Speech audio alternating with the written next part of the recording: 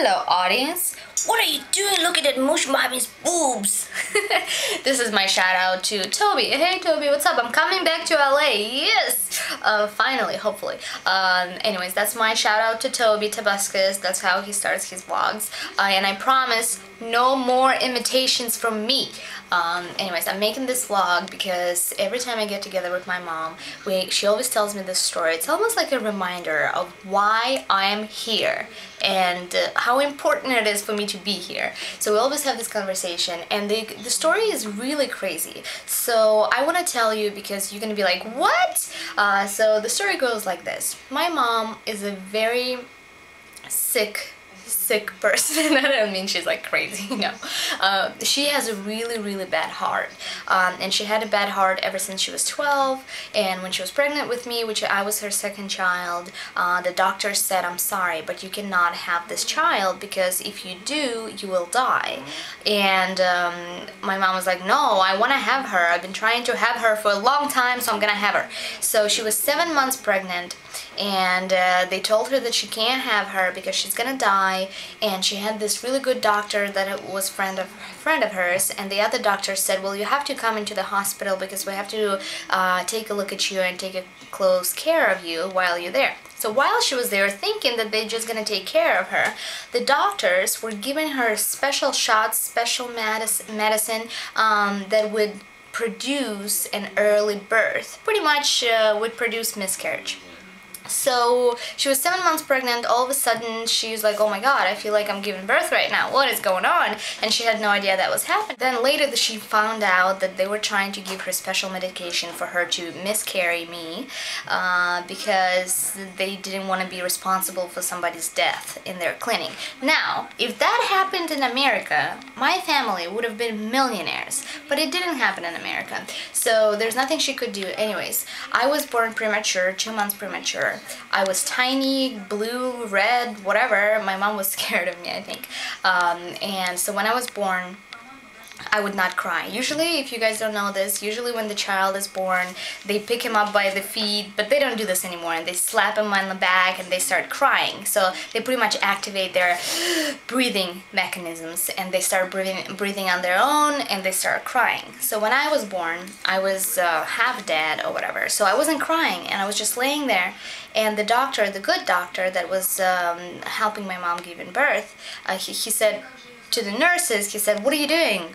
Spray some water on the child, do something, make her cry. And they were like, well, why? But she's dead, she's suffocated, she is not, you know, she's not a real child. And she's like, what are you doing? Spray some water on her. So they sprayed water on me, they smacked me around, whatever. I started crying, and then I was, obviously because I was premature, I was laying in this, you know, in this little incubators, is that what you call them? What do you call them? Where kids lay and they feed you through the little tubes and things like that.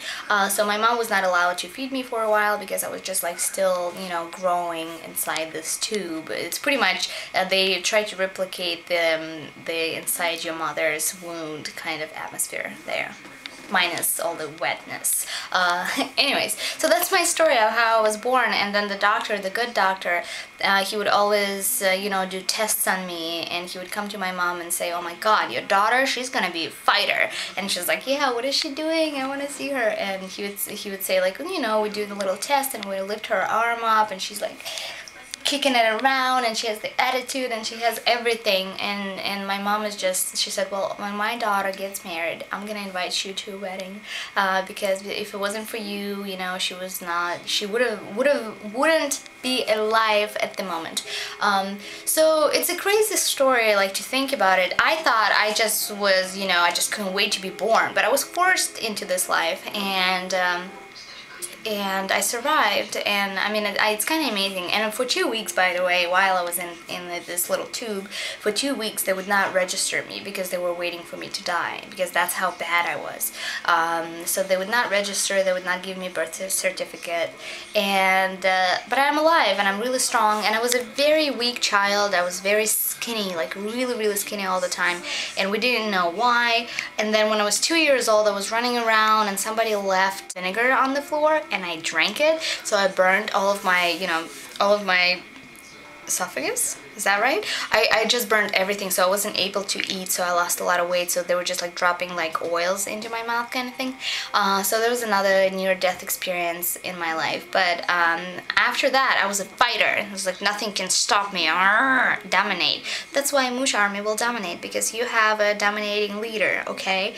Anyways, I wanted to tell you the story because every time my mom tells me the story, like I go, oh my god, this is crazy. Somebody wanted to kill me, and I'm like, fuck you. I'm here to stay forever. So today's question of the day, I guess, is do you have a crazy story like this when you were born? Your parents tell you stories like this, or maybe your brother or your sister? Leave it in the comments below. And I have another video. There's a 2-part video today vlog, and I have my main channel video as well, and I'm going off traveling. Yeah.